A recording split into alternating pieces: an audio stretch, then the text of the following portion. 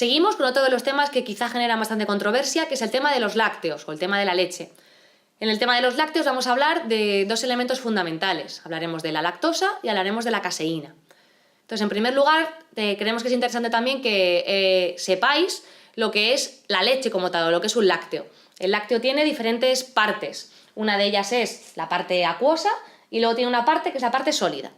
En la parte sólida tenemos la famosa lactosa, que es un hidrato de carbono, tenemos la grasa, tenemos los minerales y luego tenemos la proteína. La proteína se divide en caseína y el famoso suero de leche. El famoso suero de leche que, si vemos aquí, no tiene ni caseína, ni lactosa, ni grasa, ni agua, ni el resto de sólidos que componen la leche o los lácteos. Entonces, lo que vamos a ver en toda esta imagen, sacamos de aquí la lactosa y vamos a ver ese factor tan quizá controvertido, que es si la lactosa es buena, si la leche es buena, qué lácteos debo tomar, si los debo tomar o no.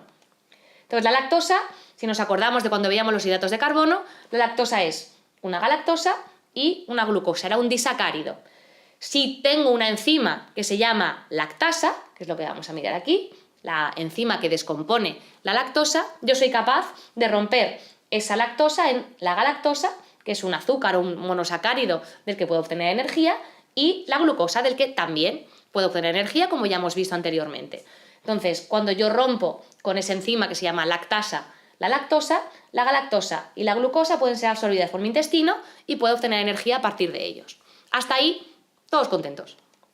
Problema: está ahora muy en auge el tema de la intolerancia a la lactosa. Entonces, ¿qué es realmente esa intolerancia a la lactosa? La intolerancia a la lactosa viene cuando tenemos poca capacidad de metabolizar esa lactosa por medio de la famosa enzima lactasa.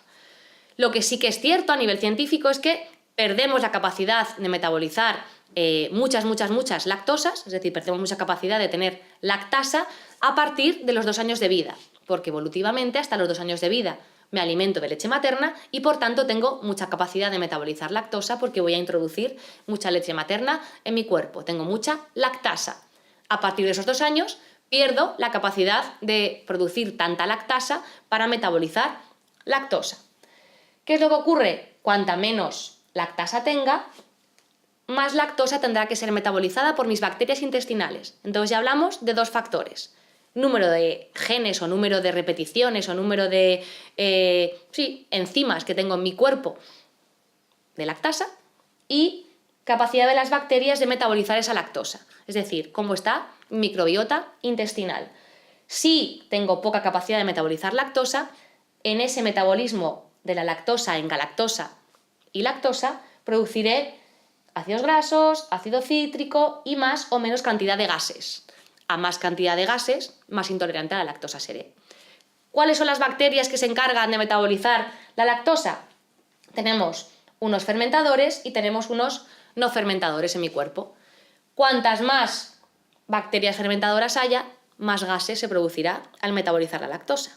Cuanta menos bacterias fermentadoras haya, menos gases se producirá al metabolizar la lactosa.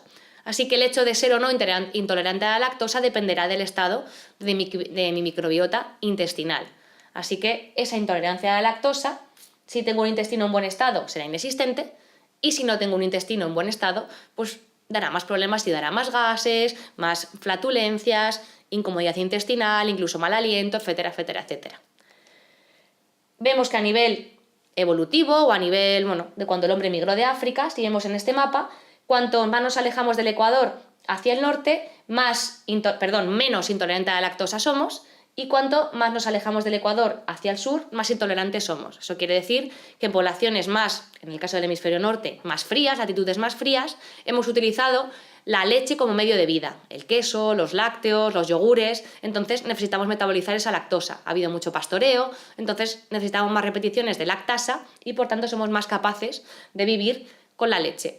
Cuanto más en el hemisferio sur hemos estado, menos pastoreo hemos tenido, menos hemos vivido de los lácteos y por tanto menos repeticiones de esa lactasa hemos tenido y menos hemos necesitado la leche, es decir, somos más intolerantes. Con todo esto, para que quede claro qué alimentos tienen lactosa y cuáles no.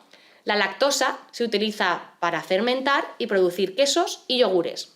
Cuanto más fermentado es un producto, menos lactosa tiene, menos intolerancia por tanto tendremos a él, y cuanto más fermentado, menos fermentado sea, menos lactosa tendrá.